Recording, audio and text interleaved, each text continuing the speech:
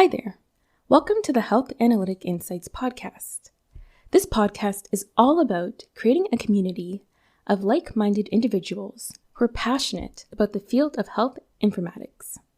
I hope to share information and advice in topics such as health analytics, digital health, biomedical engineering, and data visualization in healthcare.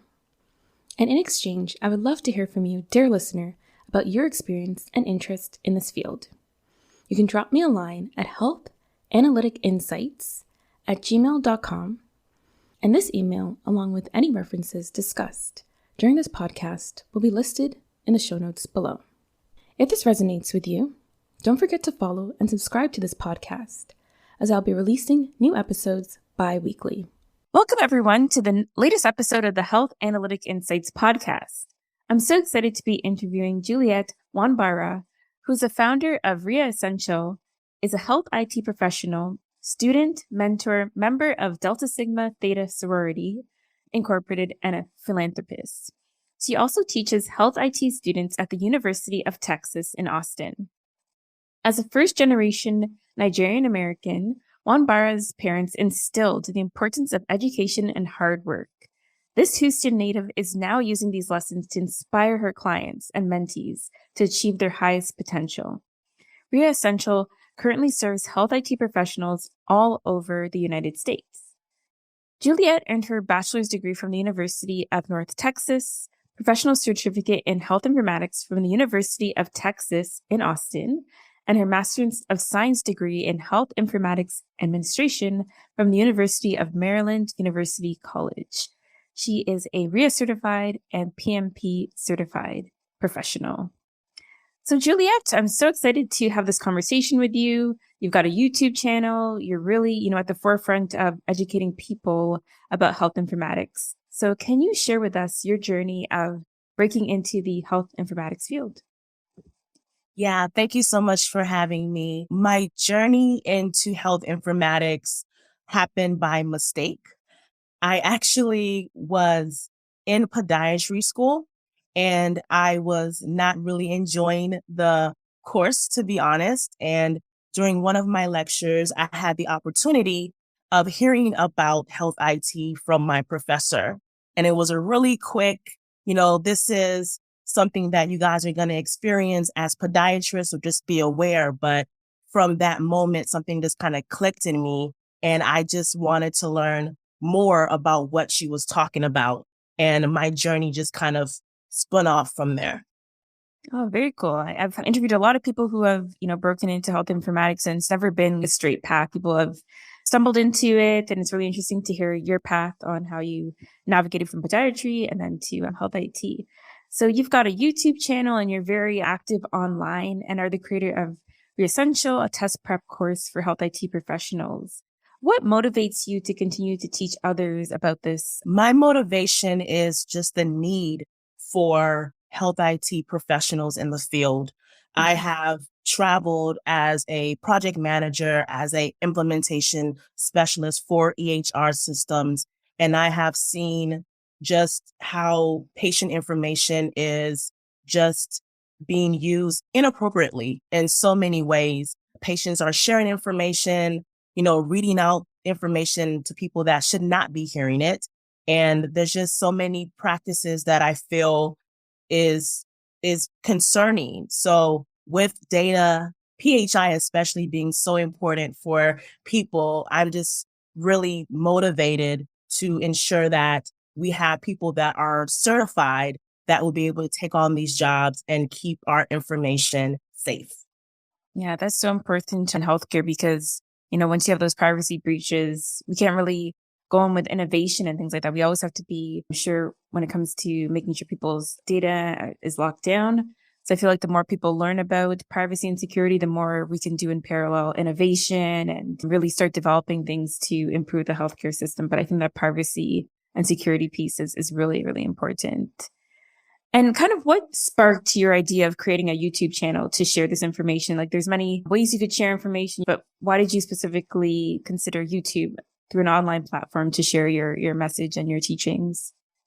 I chose YouTube because I'm on YouTube all the time. So I'm like, I'm always on here looking at stuff. And when I typed in health IT, I didn't really see a lot of channels. And I mean, I saw some stuff, but it's nothing that would really draw me if I were a young college student or if I were even in middle school looking for something. So I wanted to create something that would really encourage those that are coming after that may have never heard about health IT at all to have a place where they can kind of learn everything. And even for those that are currently in the field, there were a lot of questions that I was receiving from my students about, hey, I'm doing this RHIA program. This is great, but I don't really know what to do after this. And so I wanted to have a place where I can provide more information to them, that is going to be free, easy to assess, and YouTube was just the way to go. So it's been going pretty good. I just love seeing the feedback that I get from people. So yeah, definitely love YouTube. Yeah, I'm the same. Like I find like YouTube University such a true thing. Like I learned so many things off of YouTube. Especially like typing in day in the life. So like to be able to say day in the life of a project manager, like what exactly do they do in those roles? Because I find like with your high school careers and civics course, like they really do not prepare you for what the tasks you'll be doing on a day-to-day basis. So I found YouTube has been a really, really a great resource for me just to learn what other people are doing in the field and what's out there in terms of the health informatics roles. For sure. So can you talk about, and we've been saying RHIA, the acronym, but it really stands for Registered Health Information Administrator Certification. Right. Can you talk about what the Registered Health Information Administrator Certification is and who would be the best audience for this certification? Yeah, so this certification is going to be something that is not required, but really used for anyone that is studying a bachelor's or a master's or even a post-bac that is credentialed or rather accredited by CAPM. So anything health informatics related, they would be the people that would qualify to take this exam. And what this exam covers is actually a lot of stuff. There's legal aspects of the, in there. There's record retention aspects. It's just kind of testing the test taker to ensure that they are able to know how to manage, monitor, and maintain patient health information if they're placed in a hospital or a clinic. So it is a very important exam to take, but you do have to attend a school that is accredited by CAPM to actually be able to take that certification. Okay, very interesting. And in your experience, how is this certification and also your PMP certification, how has it impacted your career, both short and in the long term? It has helped me to be able to get a lot of job opportunity. There were plenty of jobs that I've applied to in the past where they just kind of looked at my resume and was like, on to the next. But having those certifications really proves to the job market that I am qualified and that I know all the standards that are required in order to do the job. And even now, if you look at jobs, you'll see, must have RHIA or must have PMP. So there's, of course, financial gain for those that are thinking about doing it. So if you want to really improve your life or just maybe earn some more money, whatever the case may be, then just getting any certification really would be very helpful. Yeah, this is a question that I often get from listeners, especially people who are very new in the field. If they're having difficulty finding a job, they ask, would a certification be, maybe not as high weighted as job experience, but would it be beneficial? What are your kind of thoughts on having a certification very early on in your career?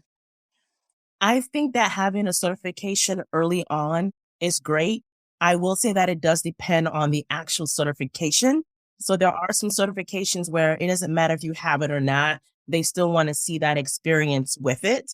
But there are other ones such as, the PMP and even the RHIA exam where you may not have a lot of experience, but having that certification lets the employer know that you at least understand all the standards and legal things that they may want you to understand, and you may get a fair chance versus someone else. And I even have students that are losing jobs or pretty much on the brinks of being fired because they don't have their RHIA. So just kind of, hearing that as well as you're deciding whether or not to take a certification is important? Yeah, right now I am studying for the Certified Professional in Healthcare Information Management System certification. I'll write the exact words, so I'm not sure if I got that whole acronym right. That's a lot. It's a lot, but I found that it's because I now have experience in the field, like the certification is so much easier to study for because you don't just have like this theoretical knowledge, like you can actually pull from experiences. So I've had an opportunity to go through things like a privacy impact assessment at my job, and they talk about that in the certification guide. And so I find pairing it with real life experience even makes studying for these certifications a lot easier. Definitely. Have you also noticed that as well too in your experience? Yes, for sure. If I've noticed that a lot of my students who do have work experience tend to do better on the exam. And that's just because there are some questions that will place you in this, what would you do if you were here? And if you're not working and you just finished school, it may be a little bit tougher to think on that level, but you can still pass the exam without it, but it does help. I will agree with that. It does help if you do have work experience. Yeah. So talking about certifications, what tips do you have for people who are looking to upskill and write the RHIA exam, but also work a full-time job, have a busy life, have a busy schedule? I think that can be, I think as you get further and further out of school, it's hard to get back into the studying mode and you have other things in your life going on. So do you have any like tips that people can use when it comes to studying for this exam? Yeah, I have a lot of tips. So one of my tips that I always tell everyone is this exam is not this sprint that you just cram and you go in. You have to know the concepts. So save your money, take your time, study each domain, and just ensure that you fully understand the concepts before going in. That's a major key tip that I see a lot of people ignoring that, they should be aware of. And I would also say that it's okay to get something wrong. If you're studying and you're answering 30 questions and you get 28 wrong, that's fine. My only concern is if you get those 28 wrong and you don't take the time to figure out why. So as long as you're figuring out why, the next time you take it again, and you see those questions or those concepts again, you're not going to get it wrong if you really took the time to really learn it. So those are my major tips that I do tell students. Yeah, that's really good tips. And what are your thoughts about studying solo versus studying maybe in a group or having like a mentor to help you study? What have you seen in your experience that works best, or it just depends on the person? What are your thoughts on that? Yeah, I would say it really does depend on the person and just where they are when it comes to knowing what they're trying to pass. So I do have some students or people, just customers, I'll say, hey, you have this RHIA course and, I want to take it.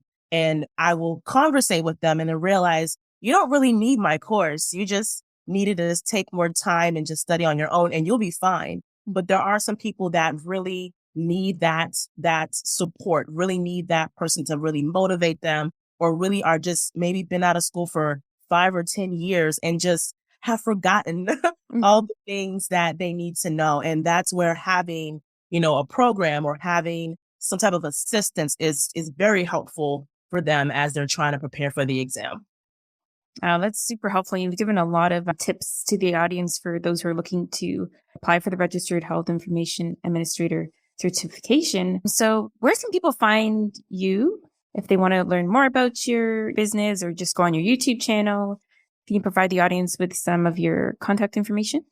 Yeah, so I have a lot of information, guys. I am on everything. So I do have my YouTube channel. I do upload free content. So whether you're taking my course or not, you just want some free tips here and there, typing in RHIA Essential into your YouTube search will bring up my channel, and I have a lot of great information there. Of course, my website, www.rhiaessential.com, will show you more about my actual test prep program that I have. We do have a premium package where if you take my course and you don't pass the exam, I will actually reimburse you your money or continue to tutor you until you pass. So that a big plus that no one does that I do have because I do trust my content. And you can find me on Facebook. I have a study group there as well, RHIA Prep for Success, a free group. Join. A lot of great conversations going on there. And of course, Instagram, because everybody has Instagram, RHIA Essential. Thank you so much, Juliette. And I'll definitely put all of your contact details in the show notes below. People who find this podcast definitely can check out Juliette's content. And thank you so much for your time. Right. Thank you so much for having me. Thank you for listening to the Health Analytic Insights Podcast. I'd love to hear from you about topics I should cover in future episodes. Please consider subscribing and leaving a review. Have a wonderful day.